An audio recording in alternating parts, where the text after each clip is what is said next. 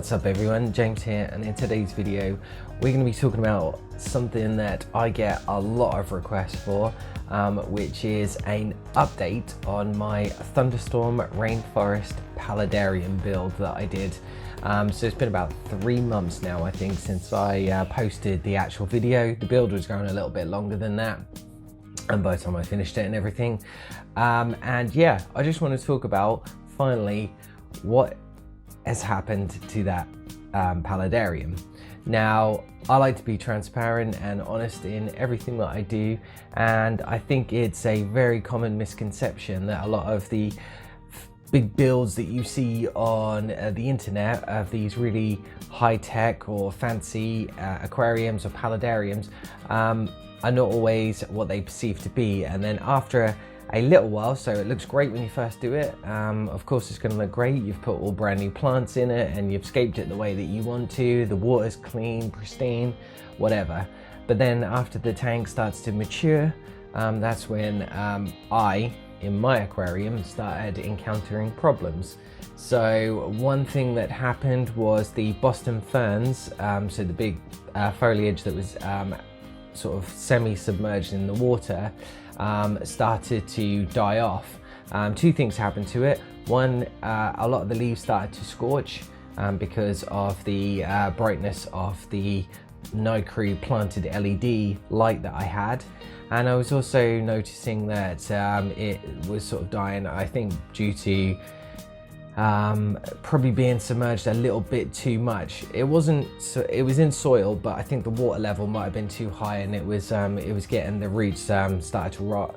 I tried to reduce the water level a little bit, but they were struggling in there. So yeah, that was one of the problems. Second problem was the pump that was pushing the water up the piping, the PVC piping, to make the rainfall effect. The pump was a bit too powerful and it kept sucking up a lot of the soil substrate into the pump. I had a sponge filter on it, but it was still kicking up a lot of stuff, and it was causing blockages within the actual rainfall effect on there. Other things I had was because I had such a low water level and I had lots of stones in there, was it lava rock and a soil substrate, it was playing havoc with the water parameters of the aquarium too. So I was getting like massive algae outbreaks, and yeah, and it was getting a little bit too stressful for the, I know I only had a couple of fish in there, but it was getting too stressful for those guys. Yeah, it caused a lot of problems there as well. So I did my best to try and salvage what I could from the aquarium. I was slightly determined that I was going to try and make it work. So first of all, I removed the Boston Fern and I planted it in a couple of plant pots in my back garden. They started to pick up a little bit, but they're still a bit flaky, so we'll see how it goes. I mean, it's getting cold now in the winter, so I'm just going to keep an eye on them and hopefully they grow back better next year, and then maybe I can use them again in something else that I do. So what I did then was I decided to try a different thing. I was kind of trying to go for a bit more of a different type of aquascape. So I was going to try and use Monte Carlo and plant the top half where the Boston Ferns were, and then have a nice carpeted bottom of the aquarium too, get some different plants in there. I think I added an Amazon sword, and I was going to do something with my electric blue ram. I thought it'd be cool to do like an aquarium, you know, for him and maybe some other fish that was in there. But again, after a little while, parameters were still swinging quite bad. It was, algae was everywhere, and the plants just weren't doing great either. So I was struggling a lot with that. And so, yeah, in the end I decided that, yeah, enough was enough, and I broke down the Aquascape, or, you know, so it wasn't great, but I learned a lot from it.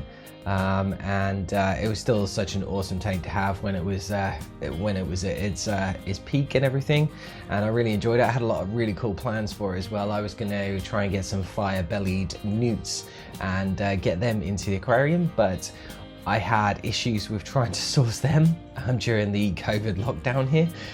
So I was having problems with that as well. So, you know, nothing seems to be swinging in my favor for it. So yeah, I kind of got a little bit downtrodden about it and decided, yeah, enough was enough. Let's do something else with it. So I broke the whole thing down.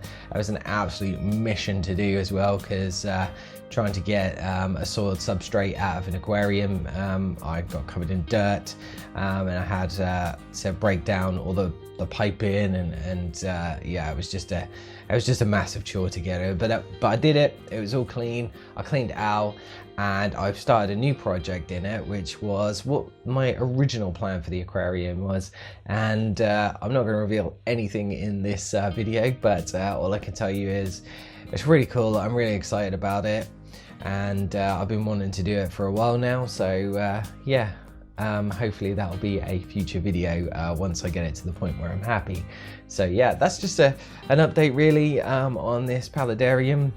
I hope I haven't gone on too much about it, but I just wanted to say, you know, in the terms of being real about what you're doing and what you see online, sometimes it's not all it's cracked up to be. You know, a lot of these aquascapes that you see, and different types of aquariums, not just aquascaping, but some are not always what they perceive to be, you know, and after a while, you know, give it a few months and that, they may look great right at the beginning when they're all brand new, but after a while, once things start to develop and mature, you know, you encounter all different problems. So that's what I'm trying to say really is, you know, just you know, prepare yourself, try and do as much research as you can.